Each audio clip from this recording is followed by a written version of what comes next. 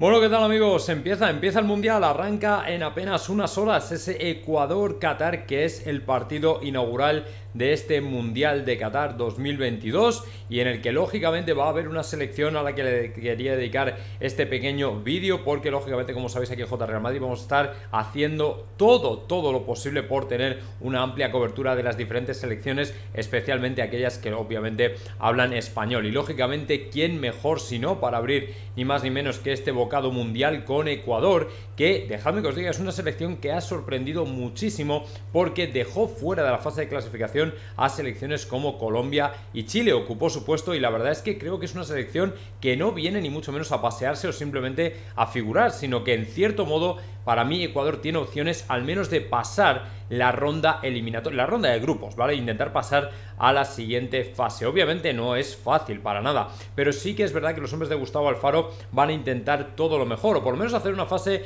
de grupos como la fase de clasificación que hicieron precisamente para el Mundial. Vamos a echarle un ojo por encima porque para mí desde luego es encomiable el resultado que les dio a los hombres, como digo, de Alfaro, el poder sacrificarse tanto como para conseguir estar en este Mundial. Es verdad que su andadura no comenzó bien, pero teniendo en cuenta que juegan con Argentina, el 1-0 tampoco es de extrañar. Daos cuenta que para mí incluso Argentina, siendo uno de los grandes favoritos lógicamente para este Mundial, el hecho de que solamente les vencieran 1-0 ya fue prácticamente una nota distintiva de que Ecuador no iba a venir a pasearse. Una de las cosas buenas que tiene esta selección de Ecuador es que encaja pocos goles, es muy sólido atrás y aunque luego es verdad que también hace pocos goles, al final ha basado su éxito en cierto modo en esta línea, ¿no? La línea más defensiva. Por eso es un equipo que encaja muy pocos goles. Me parece que solamente fue un partido en el que encajó más de un gol, pero en cualquier caso la verdad es que me parece absolutamente de mérito lo que están haciendo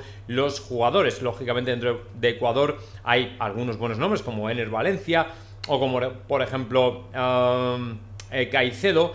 Sobre todo Caicedo creo que es el jugador sobre el que más ojos hay puestos, teniendo en cuenta que juega en la Premier. Moisés Caicedo, chavalín de 21 años, que lógicamente lo puede hacer muy bien, que está teniendo un rendimiento, en mi opinión, muy bueno. Ha recuperado el balón en más de 82 ocasiones en la Premier. Me parece que es uno de los jugadores, si no el que más ha recuperado, uno de los que más, y es un auténtico crack. Y lógicamente puede ser de los que más llamen la atención precisamente en este Mundial. Así que bueno, vamos a ver si efectivamente así es y vemos alguna cosita interesante. Luego también siempre puedes tener algún otro nombre, como por ejemplo Estupiñán, o puedes tener por ejemplo también a Michael Estrada, o por ejemplo a Piero Hincapié, que es evidentemente en los centrales, en la línea defensiva, una de las grandes estrellas, por lo que digo, ¿no? Porque el juego de Ecuador se basa mucho en eso. Tiene un 4-3-3 y la verdad es que creo que les ha ido y les ha funcionado bastante bien. Luego, por ejemplo, la segunda jornada es cuando ya viene el primer puñetazo en la mesa de Ecuador con un 4-2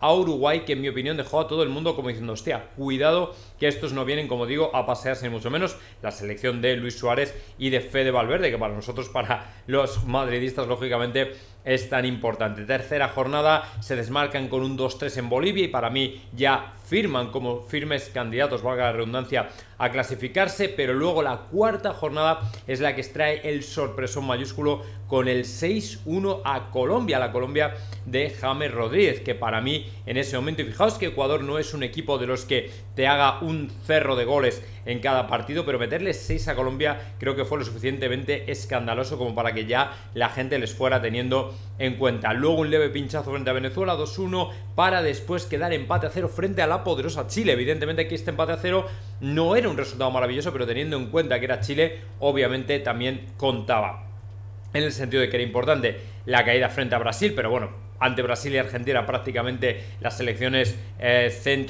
sudamericanas en este caso casi asumen, yo creo, casi como 2 derrotas directamente, pero en cualquier caso 2-0, pero luego hubo más sorpresa en la vuelta, ahora os diré por qué, y luego el 1-2 frente a Perú, que bueno, un partido incomprensiblemente en el que quedó, en el que fue derrotado, que lógicamente yo para mí creo que las sensaciones eran de que Ecuador iba a ganar, ¿vale? Pero al final fue justo exactamente al contrario. Luego ya vuelven a retomar el camino con el 2-0 frente a Paraguay, luego Uruguay les gana por 1-0, la verdad es que lo del 4-2 de la ida era un poco atípico, pero es verdad que así fue, y luego pues ya empieza la última fase de 5 o 6 partidos en la que ya meten la directa y se deciden a ir, lógicamente, como firmes candidatos al Mundial. Estamos hablando del 3-0 a Bolivia, luego empate a 0 frente a Colombia, para recibir a Venezuela y vencer por 1-0. Como veis, resultados muy ajustados, pero que le permiten no encajar mucho y que lógicamente le hacen que en cuanto tengan un gol,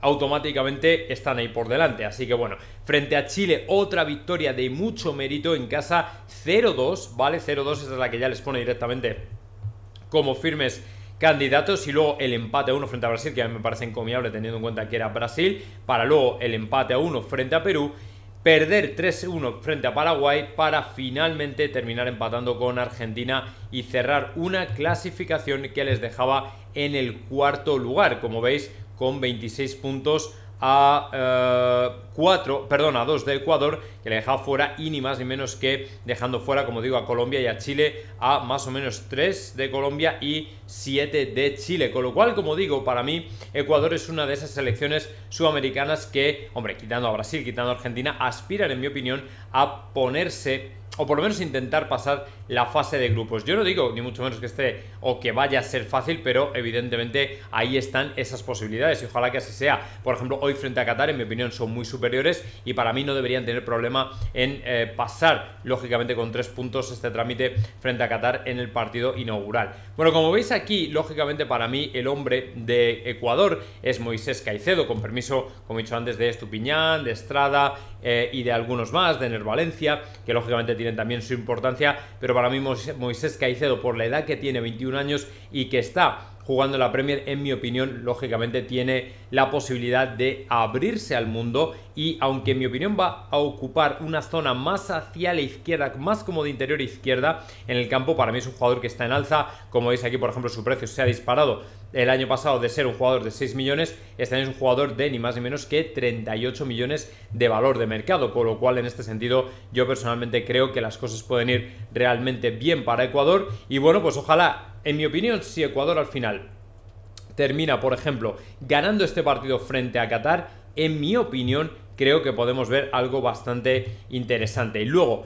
acerca de cuál puede ser el 11 en el que juegue Ecuador, o con el cual se estrene Ecuador, pues yo personalmente, hombre, puede haber muchas variaciones para los hombres de Alfaro, pero en mi opinión creo que podría estar en la puerta Domínguez o Galíndez, pueden estar uno de los dos. Luego la línea defensiva estará por Ángelo Preciado, Hincapié seguro, Félix Torres, Estupiñán. Sabéis que la gran ausencia de Ecuador, lógicamente, es Byron Castillo, por el tema de la que no se sabe muy bien, no nació en territorio de Ecuador, no quería ser sancionado, finalmente se lo pierde. Y luego el centro del campo con Grueso, Romario Ibarra, Moisés Caicedo como tirando un poquito más a la izquierda y Ener Valencia, Michael Estrada y Gonzalo Plata precisamente por delante. ¿Vale? Os voy a compartir esta imagen que estoy viendo yo aquí, ¿vale? Para que la veáis también.